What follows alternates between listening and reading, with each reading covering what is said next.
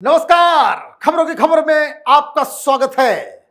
पूरी दुनिया में हाहाकार मचा हुआ है क्योंकि कई लोग ये मान रहे हैं कि ये तीसरे विश्व युद्ध की शुरुआत हो चुकी है, क्योंकि अमेरिका ने आज तड़के ईरान के तीन न्यूक्लियर साइट्स के ऊपर हमला किया, और हमला भी इतना खौफनाक कि जिसके डिटेल को आप सुनेंगे तो आप हैरान रह जाएंगे। दूसरी तरफ ईरान ने भी जवाबी हमला किया है। इजराइल के 14 शहरों के ऊपर मिसाइल की बरसात हो रही है। इस वक्त भी ईरान के मिसाइल इजराइल के शहरों को निशाना बना रहे हैं, लेकिन अमेरिका की एंट्री से रूस और चीन भी एक्टिव हो गया है, और इधर ईरान की तरफ से ये धमकी दी गई है कि अब उनके निशाने पे यूएस बेसिस भी होंगे। अमेरिका के ऊपर भी अब ईरान के मिसाइल का कहर बरसेगा, ये ईरान के तरफ से बताया जा रहा है। लेकिन कुछ देर पहले नेतन्याहू ने डोनाल्ड ट्रंप की सराहना की, धन्यवाद दिया और यह कहा कि अमेरिका और इजराइल की दोस्ती जिस बुलंदी पे आज पहुंची है और जिस तरीके से ईरान के ऊपर हमला किया है, उससे यह दोस्ती और ज्यादा मजबूत हो गई है। डोनाल्ड ट्रंप को उन्होंने बहुत एक हिम्मत वाला राष्ट्रपति बताया है। लेकिन क्या हुआ, क्यों अटैक करना पड़ा? क्योंकि ये तो अजीब शख्स हैं डोनाल्ड ट्रंप। 24 घंटे पहले वो कह रहे थे कि 14 दिनों के बाद मैं डिसाइड करूंगा कि ईरान के ऊपर हमला करना है या नहीं करना है, और अचानक से ऐसा क्या हुआ कि आपने सीधे सीधे तीन न्यूक्लियर साइट्स के ऊपर, जहां बताया जा रहा है कि 30 हजार सेंट्रीफ्यूज जो है वहां पे रखा हुआ था, जहां पे न्यूक्लियर इनरिचमेंट का काम होता था, यूरेनियम इनरिचमेंट का, उन सब ठिकानों को तबाह और बर्बाद किया है। सारी डिटेल में दूंगा, ईरान का रिस्पॉन्स भी बताऊंगा, लेकिन पहले डोनाल्ड ट्रंप से जुड़ी जो खबर आई है उसको सुनिए। The president of United states Donald Trump announced that USA had attacked 3 nuclear sites in Iran, including Fordo, Natanz, and Isfahan. In a post on social media platform Truth Social, Trump pointed out that all fighter jets returned safely, and he congratulated the US armed forces for the attack. Trump warned Iran not to retaliate against the US. He said, any retaliation by Iran against the United States of America will be met with force far greater than what was witnessed tonight. The development came amid the ongoing conflict between Israel and Iran. साफ साफ कहा कि बड़ी आसानी से हम गए, हमला किया, और हमारे तमाम एयर जेट्स और पायलट्स सुरक्षित वापस आ गए।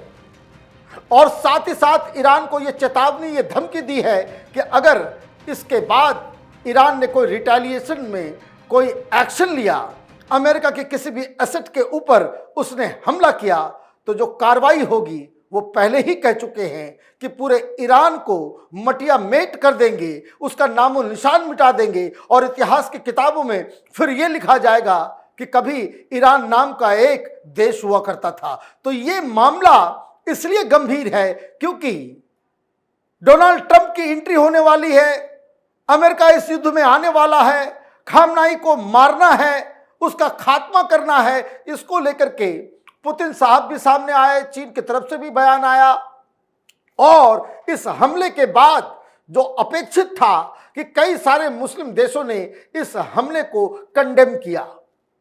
पाकिस्तान की हालत वही हो गई है।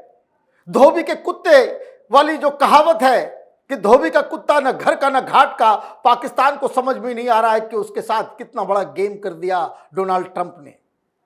क्योंकि आप जिसके साथ लंच ले रहे थे वही आपके पड़ोसी को, एक मुस्लिम देश को वो मिटाने की बात कर रहा है, उस पर हमला कर रहा है।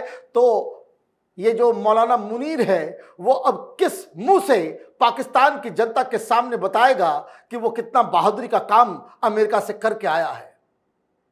कहां अटैक हुआ, क्योंकि पाकिस्तान के ऊपर भी एक खतरा मंडरा रहा है, क्योंकि ईरान के न्यूक्लियर एसेट्स को खत्म करने के बाद पूरी दुनिया की नजर पाकिस्तान के न्यूक्लियर आर्सेनल के ऊपर होगी। जो हाल ईरान का अभी हो रहा है, 5 साल के बाद पाकिस्तान को भी इसी हाल से गुजरना पड़ेगा। किस तरीके से हमला किया गया? Fordow and Natanz were Iran's 2 primary uranium enrichment facilities. Israel had already hit Natanz with smaller weapons earlier this week. Isfahan is believed to be the site of Iran's nuclear weapon grade enrichment uranium stockpile. According to reports, B-2 bombers are uniquely equipped to carry a massive ordnance penetrator, which is a 30,000-pound bunker buster bomb. It is believed that it is the only weapon capable of targeting the underground Fordo nuclear site in Iran. B-2 bomber से हमला किया गया है और ये जो bunker बम के नाम से मीडिया में आपने सुना होगा, ये काम करता क्या है?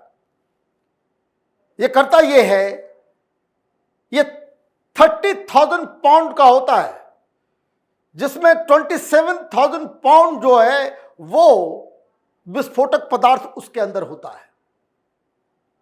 ये बंकर्स जो जहां पे सेंट्रीफ्यूज वगैरह रखे हुए हैं, जहां पे इनरिचमेंट प्लांट है, वो जमीन के बहुत नीचे टनल के अंदर वो बना हुआ होता है, गुफा के अंदर होता है ये सब कुछ। तो गुफा के अंदर तो जाकर के आप मार नहीं सकते। तो इस तरह के वेपन का इस्तेमाल किया जाता है कि जो ऊपर से जाता है 60-70 मीटर, वो अंदर गड्ढा पहले बनाता है और उसके बाद वो ब्लास्ट करता है। इस 3 साइट्स के ऊपर 12 बॉम्ब गिराए गए हैं। ये जो बंकर बॉम्ब जो है, ये पेनिट्रेटर, ये 12 मारे गए हैं और बताया जा रहा है कि नितांज और फोर्डो के ऊपर मिसाइल अटैक किया गया है। 12 बॉम्ब के लिए 6 B-2 बॉम्बर उड़ाए गए। ये बड़ा मैसिव बॉम्ब होता है और एक B-2 बॉम्बर सिर्फ 2 ही कैरी कर सकता है। तो 6 B-2 बॉम्बर ईरान के अंदर घुस के उनके न्यूक्लियर साइट्स को तबाह और बर्बाद करता है। और यह माना जा रहा है कि पूरी तरीके से अब वहां पे तबाही मची है। ईरान की तरफ से कहा जा रहा है कि यह तो अत्याचार हो गया। यूएन के एक परमानेंट मेंबर इंटरनेशनल लॉ को तोड़ रहा है और यह क्रिमिनल एक्टिविटी है। ईरान की तरफ से कहा गया है कि हम जवाबी कार्रवाई करेंगे, अब अमेरिका को नहीं छोड़ेंगे। मतलब अमेरिका के ऊपर आप हमला करोगे तो अमेरिका फिर वापस आएगा, अमेरिका फिर हमला करेगा, और जब ये ज्यादा इंटेंसिफाई होगा तो इसमें रूस की भी एंट्री होगी, चीन की भी एंट्री होगी। तो अब ये तीसरे विश्व युद्ध की ओर मामला बढ़ रहा है, क्योंकि ऑलरेडी जिनेवा के अंदर 40 वेस्टर्न देशों के विदेश मंत्रियों के साथ ईरान ने बातचीत करने की कोशिश की। एक मत से, एक स्वर में यूरोपियन कंट्रीज का कहना है कि किसी भी कीमत पे ईरान को अपना न्यूक्लियर प्रोग्राम बंद करना होगा। आपके हाथ में यह न्यूक्लियर बॉम्ब नहीं दिया जा सकता तो बातचीत खत्म, बातचीत का रास्ता खत्म। तो अमेरिका का एक्शन शुरू हो गया। लेकिन अब तो एक्शन ले लिया आपने। जवाबी कार्रवाई क्या हो रही है? तो इजराइल के ऊपर बॉम्ब बरसाए जा रहे हैं। हालांकि उसमें मौत नहीं हो पा रही है, क्योंकि पहले से ही ये बता दिया गया था कि सब लोग बंकर के अंदर चले जाएं। जो नुकसान पहुंच रहा है वो बिल्डिंग्स को पहुंच रहा है, वो तो फिर से बाद में बन ही जाएगा। लेकिन हैरानी की बात यह है कि ईरान अभी तक इजराइल के जो मिलिट्री या मोसाद के जो हेडक्वार्टर्स है या इंपॉर्टेंट बिल्डिंग्स है, उसको निशाना नहीं बना सका है। यह एक महत्वपूर्ण चीज है जिसको नोट करना चाहिए। अब ईरान की तरफ से क्या कहा गया? In a strongly worded statement, Iranian foreign minister Seyed Abbas Araghchi accused the USA, a permanent member of United Nations Security Council, of criminal behavior by targeting what he described as peaceful nuclear installations calling on global community to take notice. He said every UN member should be alarmed by the dangerous and lawless action taken by Washington. In accordance with the UN Charter and its provisions allowing a legitimate response in self-defense, Iran reserves all option to defend its sovereignty, interest and people, the post added. साफ कह दिया कि हम तो अब छोड़ेंगे नहीं, अब हमला करेंगे। तो अब युद्ध एक दूसरे फेज में आज चला गया। अभी तक इजराइल और ईरान के बीच चल रहा था, अमेरिका की एंट्री से मामला और गंभीर हो गया है। अब मजेदार बात यह है कि ईरान को मदद कौन करेगा। पाकिस्तान की तरफ से उसके सारे रास्ते, एयर स्पेस और बॉर्डर्स जो ईरान को जाते हैं वो बंद है। वेस्ट एशिया से भी ज्यादा मदद की उम्मीद नहीं है। जॉर्डन पहले ही ईरान के खिलाफ खड़ा है, तो ईरान तो चारों तरफ से घिरा हुआ है। लेकिन अब रूस और चीन किस तरीके से मदद करता है, ये डायरेक्टली मैदान में उतरते हैं या फिर मदद पहुंचाते हैं वेपन से, लेकिन ये लड़ाई पूरी तरीके से ईरान के खिलाफ जा रहा है। ईरान की हालत खराब हो रही है और यही वजह है कि खamenei को भी यह मालूम है कि उनकी अब मौत होने वाली है, इसलिए उत्तराधिकारियों का नाम भी सामने आ गया है।